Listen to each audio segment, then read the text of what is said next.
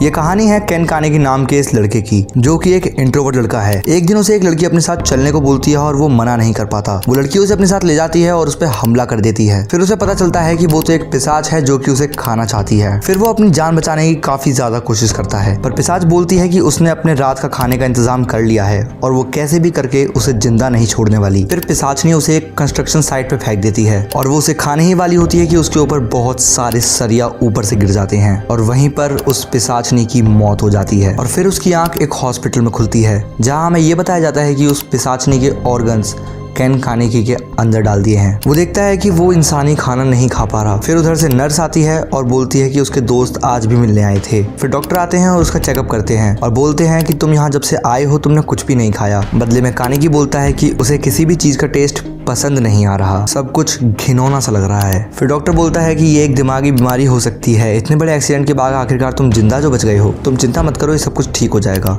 पर कानेगी को ऐसा नहीं लगता। वो फिर हॉस्पिटल से डिस्चार्ज हो जाता है और दिखाते हैं कि वो घर जा रहा होता है और वो घर जाते हुए सोचता है उस दिन रीज़ा सान और उसके बीच जो कुछ भी हुआ वो एक सपने जैसा था, पर उस दिन के बाद से कुछ तो अजीब हुआ है, आखिर कुछ तो बदल गया है। फिर कानेगी अपने घर पहुंचता है, जहां पे उसे उसकी दोस्त की चिट्ठी मिलती है। वो कहता है कि हॉस्पिटल से छुट्टी मिलने की बधाई हो, मैंने तुम्हारे लिए कुछ हाई न्यूट्रिशन फ्रूट्स और तुम्हारा फेवरेट हैमबर्गर छोड़ा है और जब भी तुम्हें अच्छा लगे तब से तुम कॉलेज आना शुरू कर देना। फिर हम देखते हैं कानेगी अकेला बैठा होता है और उसके पीछे टीवी में न्यूज चल रही होती है, जिसमें एक गेस्ट आया हुआ होता है और वो बताता है कि गोल्स एक इंसान को खा के 1 या 2 महीने तक भी जिंदा रह सकते हैं। और फिर न्यूज रिपोर्टर उनसे पूछता है क्या वो इंसानों जैसा खाना नहीं खा सकते, तो वो बोलते हैं नहीं, क्योंकि उनके ऑर्गन्स और टेस्ट बर्ड्स डिफरेंट तरीके से काम करते हैं, इसलिए वो इंसानों जैसा खाना नहीं खा सकते, उन्हें वो खाना घिनौना लगता है। और ये सुनकर ही कानेगी के कान खड़े हो जाते हैं। वो डर से कांपने लगता है और अपने ऊपर शक करने लगता है और इसी चीज को चेक करने के लिए वो अपने दोस्त का दिया हुआ हैमबर्गर खाता है और ये होता है। बाथरूम में बहुत ज्यादा उल्टियां करता है और सिर्फ ये बोलता है ये नहीं हो सकता, ऐसा कैसे हो गया। वो इस चीज को मान नहीं रहा था। वो बार बार इंसानी खाना खाता है और बार बार उल्टियां करता है और खाने के बाद उल्टी उल्टी और ये करते रहने के बाद अंत में वो सिर्फ निराश होकर बैठ जाता है। कानेगी का दोस्त हिडे उसके लिए एक मैसेज ड्रॉप करता है कि मैं सामने वाले स्टेशन के बुक स्टोर पर हूँ, तुम्हें जब भी अच्छा लगे तो मुझे बता देना। उसी के लिए फिर कानेगी उससे बाहर मिलने के लिए जाता है,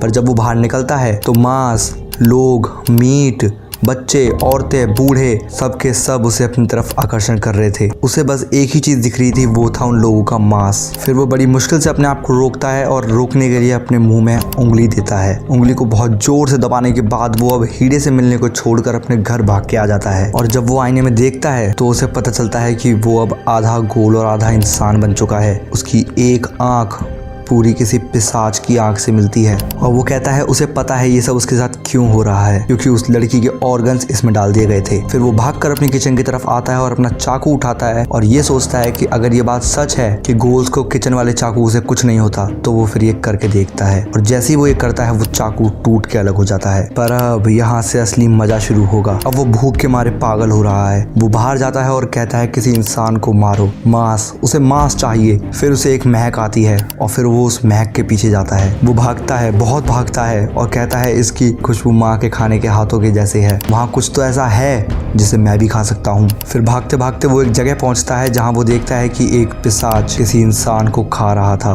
पर अब वो भी तो पिशाच है तो उसे भी अब वही खाना है। पर उसका इंसानी स्वरूप ये मानने से इनकार कर देता है और वो बैठ के वहीं पर रोने लगता है और बोलता है क्या सच में मुझे एक लाश की खुशबू अच्छी लग रही थी। फिर वहीं से वो दूसरा वाला गोल उससे पूछता है तुम भी गोली हो ना, क्या तुम ठीक हो, मेरा नाम कुजाऊ है। और वो उसे भी खाने के लिए देता है और वो कहता है कि मैंने बहुत टाइम से नहीं खाया इसलिए मैं तुमसे ज़्यादा शेयर नहीं कर सकता, पर तुम ये खा लो। और जैसे ही वो गोल कानेगी को मांस का टुकड़ा दे रहा होता है वहीं पीछे से उस पे एक जानलेवा हमला होता है, जहाँ पर एक दूसरा गोल आता है और कहता है कि मेरे अड्डे पे खाने की सोचना भी मत। और फिर वो कानेगी से कहता है कि ओह तुम्हें तो यहाँ पहले कभी नहीं देखा, और वैसे तुम्हारी सिर्फ एक आंख लाल क्यों है। वो उसे गला पकड़ के उठा लेता है और कहता है तुम्हें पता है ना कि दूसरों के इलाकों में शिकार करने का क्या हश्र होता है। वो कहता है मुझे नहीं पता, मैं तो बस यहाँ से जा रहा था। और वो कहता है कि मेरे इलाके में शिकार करने के लिए मैं तुम्हें जान से मारने वाला वाला हूँ। और इतने में ही हम देखते हैं कि ऊपर से एक और घोल उतरती है जो कि एक लड़की होती है और कहती है ये क्या बक रहे हो, और कहती है ये इलाका तुम्हारा कब से हो गया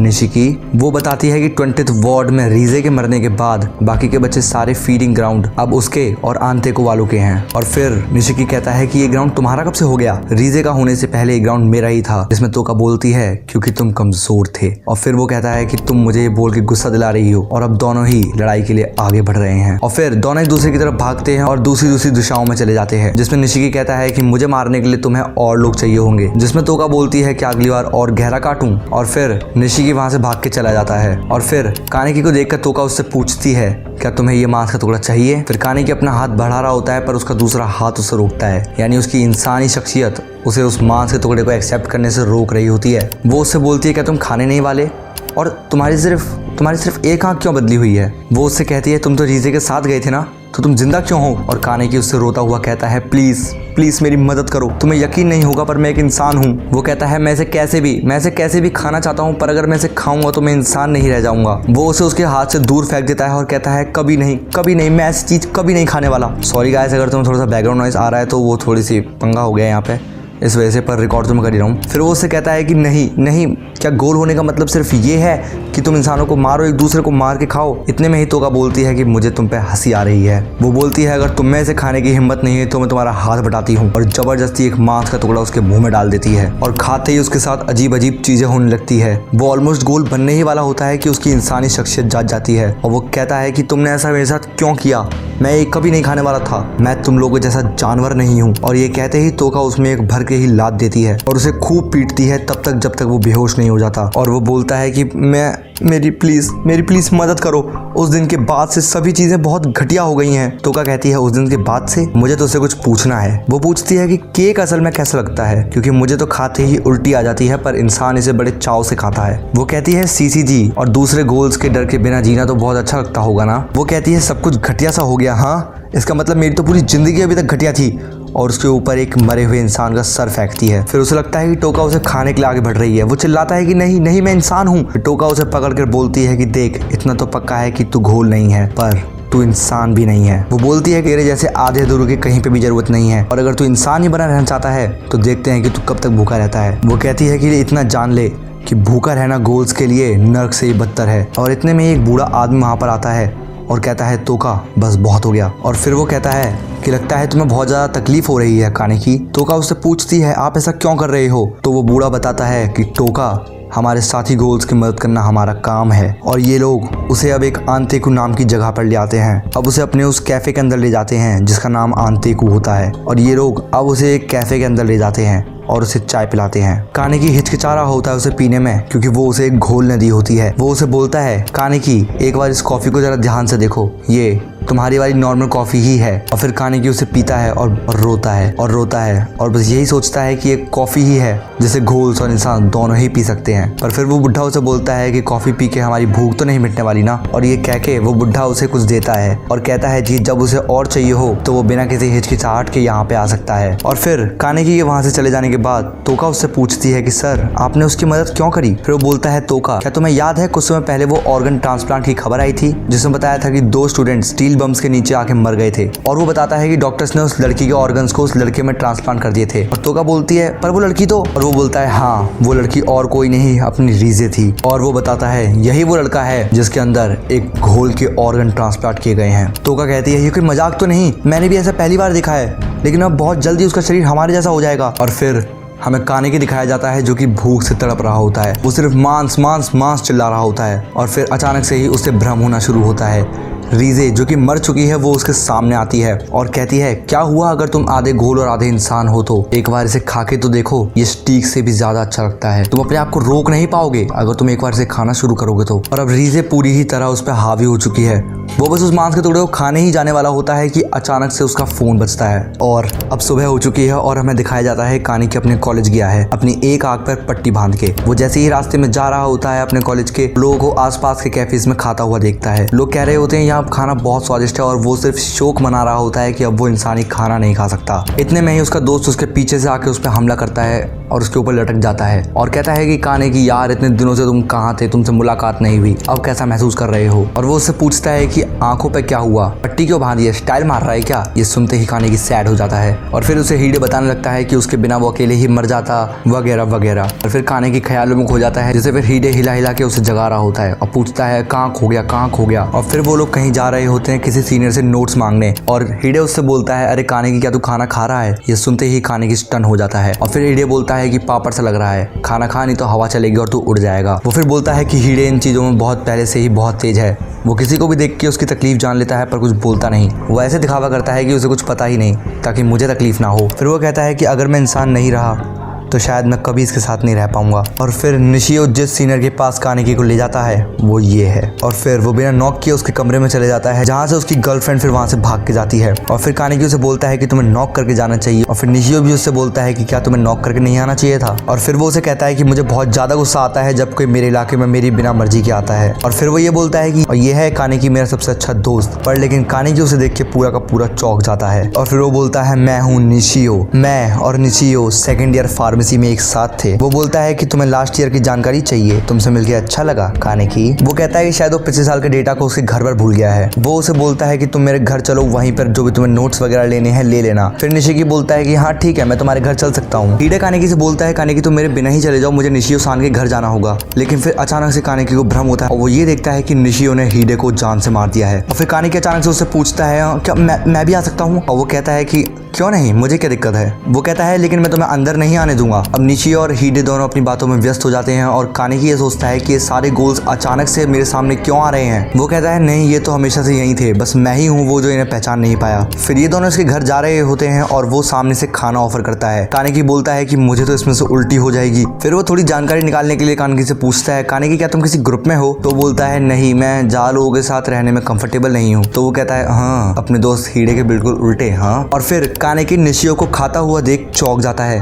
वो कहता है कि एक गोल ऐसे कैसे खा सकता है। कानेकी खाता नहीं है और कहता है मैं बाद में खाऊंगा। और फिर सोचता है कि ये तो काफी ज्यादा इंप्रेसिव है, ये बिल्कुल इंसानों के बीच ऐसे घुल गया है जैसे सच में एक कॉलेज स्टूडेंट हो। वो सोचता है कि मैं बिल्कुल श्योर हूँ कि अभी तक किसी को भी शक नहीं हुआ होगा कि वो एक घोल है। और ये सोचते ही निशियो हीडे को एक लात मारता है जिससे वो बिल्कुल सुरंग के अंदर जाकर गिरता है। अब कानेकी और निशियो दोनों अकेले हैं। वो बोलता है किसने सोचा होगा एक स्कूल में दो गोल होंगे, तुम्हारी बदबू बिल्कुल एक फीमेल गोल जैसी है। वो उसे फिर से गले से उठा लेता है और अब कानेकी उससे कहता है तुम हीडे को खाने वाले हो ना। और निशियो बोलता है अपनी भूख मिटाने से ज्यादा अच्छा कुछ नहीं है, और वो भी उस समय से जब एक बेवकूफ तुम पे अंधा भरोसा करता है। उसके रोते हुए चेहरे को देखना जब वो बेवकूफ अपनी सारी उम्मीदें छोड़ देता है, क्यों है ना कानेकी। वो उसे कहता है कि मैं तुम्हारे जैसा राक्षस नहीं हूँ। और ये सुनकर उसे बहुत गुस्सा आता है और वो कानेकी को बहुत मारता है और कहता है कि मुझे बहुत गुस्सा आता है जब कोई छोटा मेरे से बदतमीजी करे तो। और वहीं पर कानेकी गिर जाता है, ऐसा लगता है कि वो बेहोश हो गया। और अब निशियो हीडे को खाने के लिए आगे बढ़ता है और वो कहता है कि उस चीज को खाने के बाद ऐसा लग रहा है जैसे मैंने घोड़े की टट्टी खा ली हो। और फिर वो अपना हाथ डाल के उसे उसके पेट से निकालता है, हीडे के ऊपर उल्टी कर देता है और कानेकी से कहता है सॉरी कानेकी मैंने तुम्हारे दोस्त को गंदा कर दिया। वो बार बार हीडे के मुंह पे जूता मार रहा होता है और कानेकी से कहता है तुम तो बेस्ट फ्रेंड्स हो ना, तुम इसे कब खाने वाले थे। वो उसे मारता है और बार बार कानेकी से पूछता है बता कानेकी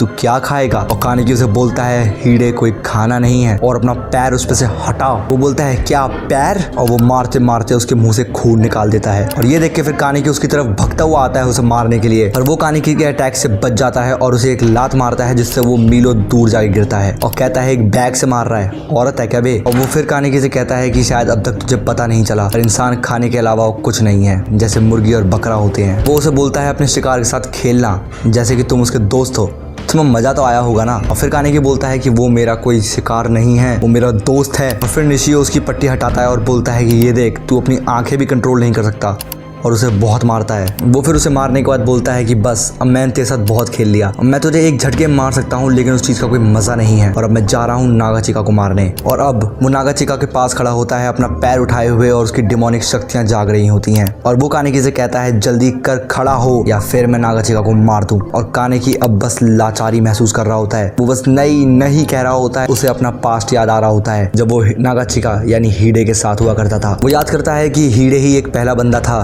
जिसने उसे दोस्त के लिए पूछा था और फिर दोनों अपना आपस में नाम बताते थे और फिर उनकी दोस्ती हो गई। वो ये सोचते हुए उठने की कोशिश करता है कि जब मैं अकेला हुआ करता था तब हीडे ही था जिसने मेरी मदद करी, पर वो नहीं उठ पा रहा था और वो एकदम चिल्ला के बोलता है कि मैं हीडे को नहीं मरने दे सकता। और फिर अचानक से उसकी पीठ के पीछे से जो चीजें निकलती हैं, अब पूरे तरीके से पिशाची शक्तियों ने उसके ऊपर अपना कब्जा कर लिया था। अब वो सिर्फ और सिर्फ पिशाच के अंडर था। उसकी आंख बहुत जोर से चमक रही होती है, फिर अपनी पीठ पर निकली हुई उन नोकीले कीलों से निशियो को छल्ली छल्ली कर देता है। अब निशियो का खून हर जगह सिर्फ बिखर रहा होता है और निशियो उससे भीख मांग रहा होता है कि रुक जा साले कमीने, मैं मर जाऊंगा। और फिर कानेकी रुकता है और निशियो को अधमरा होकर छोड़ देता है। और फिर निशियो सोचता है ये तो रीजे की थी, पर ये कैसे हो सकता है। और अब जैसे ही कानेकी हीडे की तरफ देखता है, अचानक से रीजे वहां पर आ जाती है और रीजे उसे कहती है कितना टेस्टी लग रहा है, मैं होती तो इसे अभी खा जाती। कानेकी कहता है रुक जाओ, हीडे खाने के लिए नहीं है। फिर वो कहती है क्या तुम्हें सच में ऐसा लगता है, एक बार देखो तो, खा के तो देखो एक बार इसको। वो बोलती है तुम्हें क्या लगता है। कानेकी कहता है कि मुझे लगता है वो सच में टेस्टी है। फिर वो आगे उसकी तरफ बढ़ ही रहा होता है कि अचानक से निशियो की इंसानी शख्सियत उसके ऊपर हावी होती है और कहती है कि तुम ये क्या कर रहे थे। और फिर रीजे उसे पीछे से पकड़ के बोलती है तुम कुछ गलत नहीं कर रहे कानेकी, तुम इसे खाना चाहते हो ना, खाओ। वो कहती है कि ये पूरा तुम्हारा है, तुम इसे जैसे चाहो वैसे खा सकती हो, एक बार खा के तो देखो। अब रीजे पूरी तरीके से कानेकी के दिमाग पर कब्जा कर लेती है और कानेकी सोचता है हीडे मेरा दोस्त है तो उसे मुझे ही खाना चाहिए। और बस वो उसे खाने ही वाला होता है कि तोका आके वहाँ कहती है कि तुम भी हमारे जैसे ही बनते जा रहे हो, आधे अधूरे। वो कहती है कि तुम इतने भूखे हो कि तुम्हें पता ही नहीं चल रहा कि तुम किसे खाने वाले हो। कानेकी उससे कहता है हट जा। तोका कहती है कि मुझे कोई फर्क नहीं पड़ता अगर तुम अपने दोस्त को खा भी जाओ तो। तोका कहती है क्या तुम्हें पता है उसके बाद क्या होगा, तुम्हें बहुत पछतावा होगा और तुम बस अकेले रह जाओगे। तोका कहती है क्या तुम अपने दोस्त के खून का इल्जाम अपने सर पर लिए जी पाओगे। फिर अचानक से ही कानेकी, जिसके दिमाग पर रीजे ने कंट्रोल कर रखा होता है, उसके पीछे से वो सुइयां फिर से निकलती हैं। तोका कहती है मैं ये करना तो नहीं चाहती थी पर मैं कोशिश करूंगी तुम्हें ज्यादा दर्द ना हो।